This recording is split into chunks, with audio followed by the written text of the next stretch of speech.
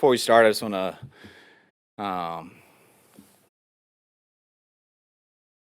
just say how much we appreciate the Beathard family.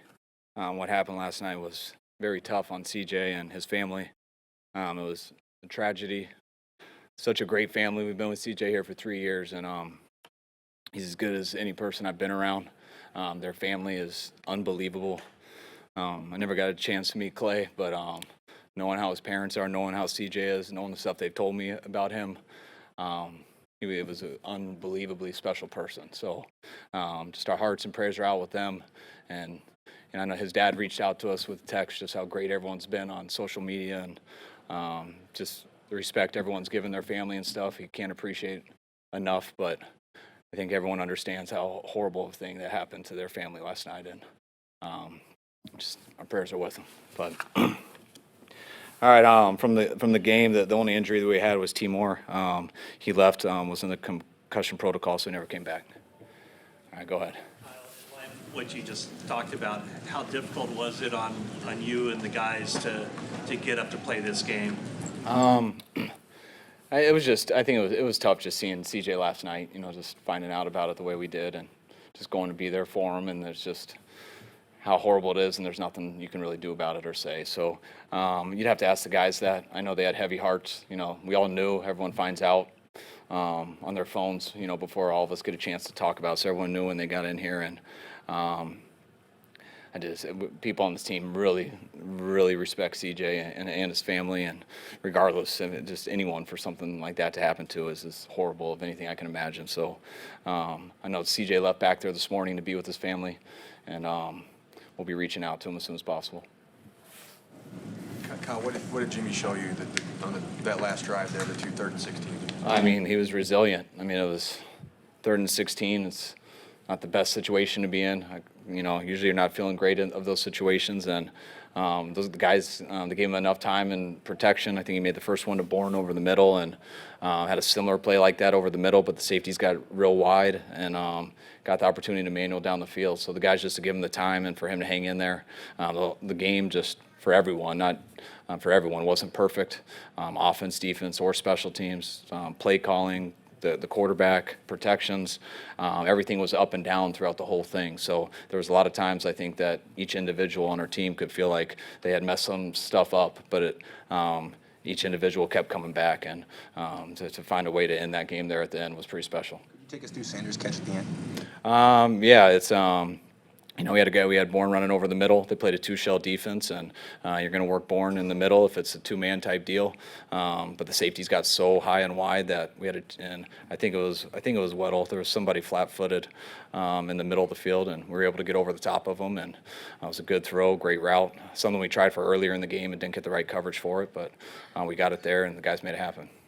Do you have a 3rd and 16 area on your play sheet you go to? We actually do, but yes, we do, and it's not a fun area.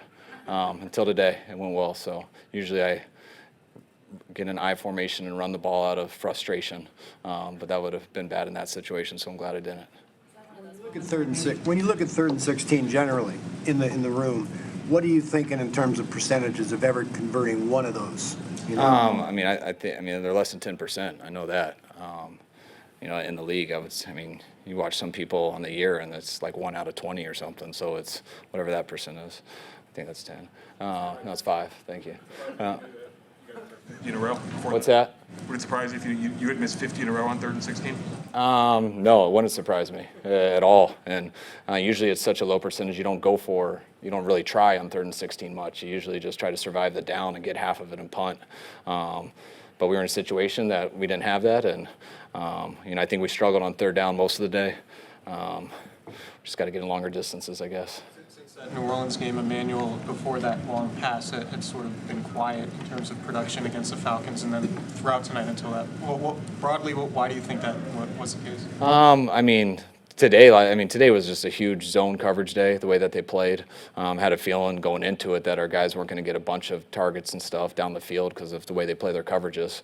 We thought we were going to have to hit a number of underneath stuff and get up the field. And fortunately, they came up tight on a couple things, so we were able to open up a little bit, getting Kittle on that high cross when we were backed up. I think on the series before, I think that was the start of that 90-yard drive. And then then you just got a couple good looks on third down. But, you know, Emmanuel played a great game. I think all our receivers did, but it's just how the coverages worked. Can you take us through Kittle's touchdown where he was double teamed at the very start and just what happened after Jimmy started rolling out? Yeah, he was the number one guy to start in the progression. He was double teamed, so we got off of him. I think he looked low to the back. I didn't see what happened to the back. And then you got to go across the board to the guys coming into your vision. And by that time versus this pass rush, usually that's coach talk. The play breaks down, and Jimmy got outside the pocket and ended up making a hell of a play on third down.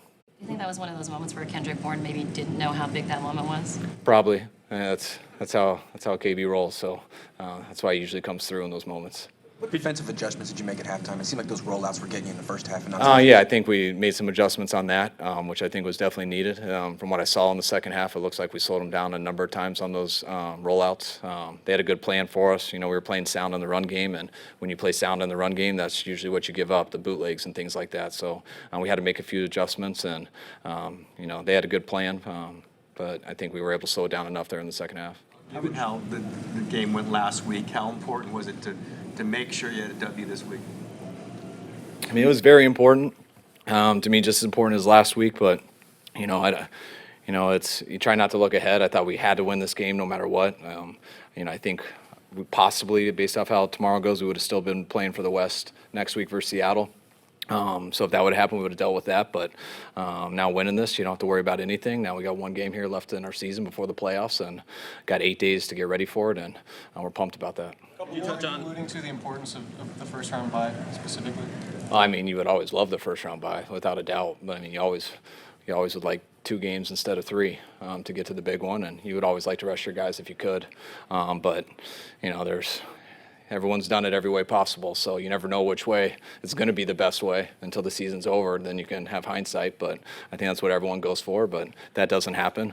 We'll be excited with whatever situation we're in. Kyle, that game at Seattle has loomed large for a month and a half, and it's as big as ever right now. Your players get an extra day to recover, but for you and your staff, how soon will you dive into preparation for that game? We'll do it like we always do. I mean, I'd like to say we can't do much more than we do in any week. And so if we try to do a lot more, we'll probably overthink it and mess everything up. So we got 8 days. Hopefully we'll only need 7, so we can be smart with that and come up with as good of a plan as we can. I assume you talked to CJ last night. I mean, generally, what was that like?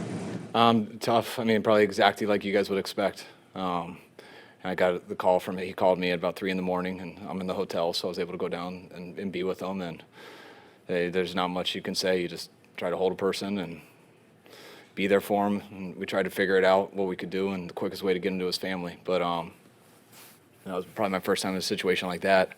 But I think it's exactly what anybody would expect. There's nothing to say, and it's as tragic and sad of a thing that can happen. And so, to me, when you try to say stuff, you're insulting the situation. It's as bad as it gets, and you just got to be there for him. And it'll be a hard deal to recover from. But you know, he's as strong as any person I've been around. Games coming down to like that last-minute field goal. Are you getting used to it at any point? I mean, you get used to it happening, but I mean, your body still feels the same. I mean, it's not great. I'm gonna go rest after this, but it's a lot of fun. I mean, as long as you win them, it's a lot of fun, and it's good practice. I mean, that's how most of these games get when you go against good teams, and that's how most games are in the playoffs. And I think we've gotten battle tested throughout this year, and hopefully that'll pay off for us here in the long run. All right, thanks. We got to get going, folks. All right, thanks, guys.